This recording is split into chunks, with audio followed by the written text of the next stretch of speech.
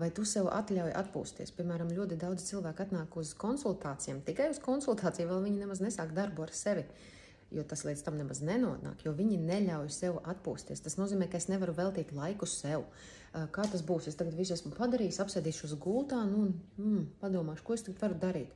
Un cilvēks saprot, ka nē, ko nu es tā sēdēšu, labāk man taču jāskrien kā vāverē ritenē.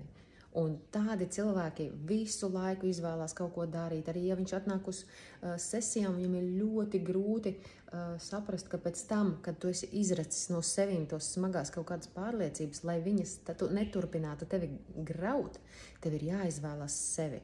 Un bieži vien tas ir tādi pa procentiņam katru dienu iedot sev kādu mini pauzīti. Bet kā tas būs? Ja es vienkārši uz 10 minūtēm apsēdīšos un neko nedarīšu, vienkārši jutīšos labi, vai es paņemšu tēju, vai grāmatu, vai paklausīšos mūziku, pameditēšu, vienalga, kas kuram der. Vienkārši pabūšu ar sevi, ne ar vienu citu. Daudziem nav novilktas arī robežas.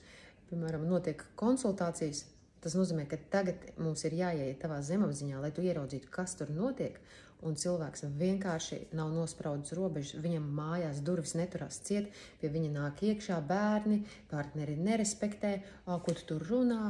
Vispār tā kā liekas, tātad, ja tu runā telefonā vai datorā ar kādu zūmā, tas nozīmē, ka hei, tas nav svarīgi, ja? Tātad tev nav sava laika un savas dzīves.